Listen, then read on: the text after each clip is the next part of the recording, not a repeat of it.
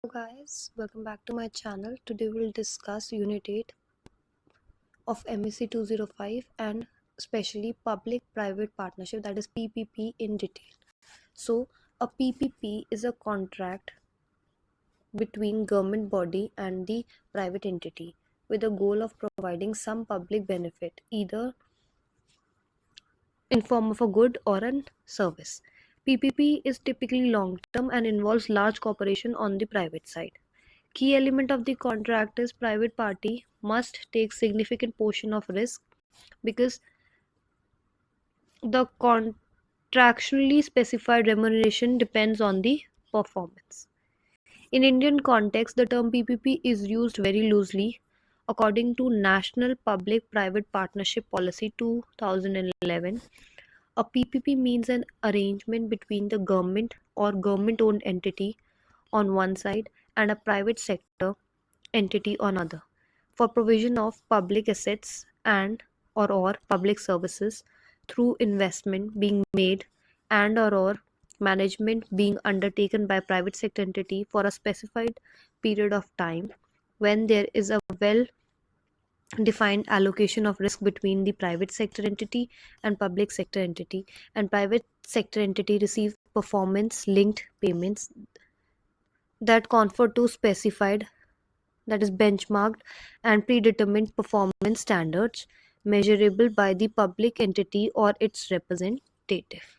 Since we know that the need for infrastructural development in India is on rise, the PPP will go way forward as it provides innovation and diversity. PPP leads to increase in productivity, efficiency, and cost-effective delivery of projects. After announcement of industrial policy of July 1991, new wave of PPP was felt allowed PPP in power sector. Now the objectives of PPP India. First is expansion and improved infrastructure. Second is risk sharing. Third is optimum allocation of resources. Fourth is innovation and technological improvement. Fifth is aid in growth of other sectors. Sixth is catalyst for economy. Seventh is more employment generation. Eighth is improves image of the country. And ninth is attract FDI.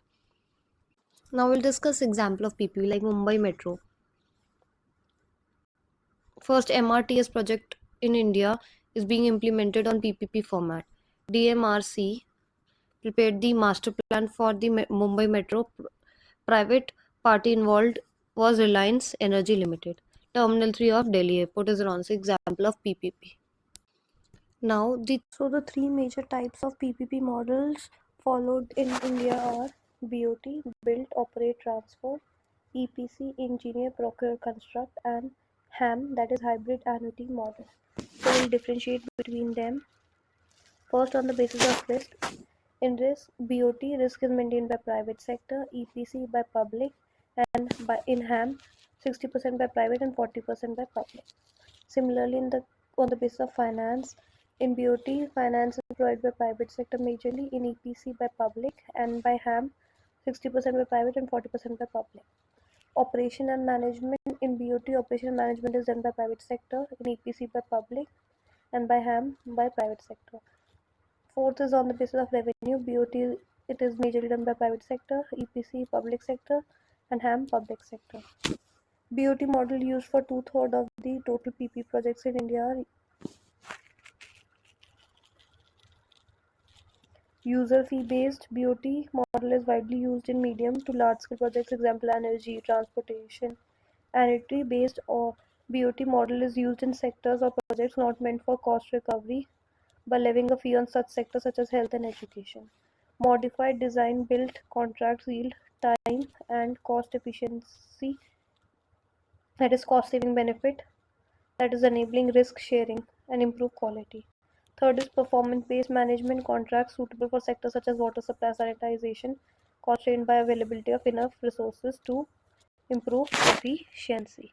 Now the government initiatives for the PPPs are as follows. First is the viability gap fund or viability gap funding, that is VGF. Up to 40% of the cost of the project can be accessed in form of capital grant. Second is India Infrastructure Project Development Fund. It helps central, state and local bodies through financial support for project development activities, feasibility reports for PP projects. Third is India Infrastructure Finance Company Limited that provides long-term debt for financing infrastructure development projects since it involves long gestation period. And debt financing for such projects will be sufficient to meet the requirements. FDI up to 100% FDI and equity of special purpose vehicles SPVs in the PPP sector is allowed on automatic route for most sectors. Now the challenges faced by PPP.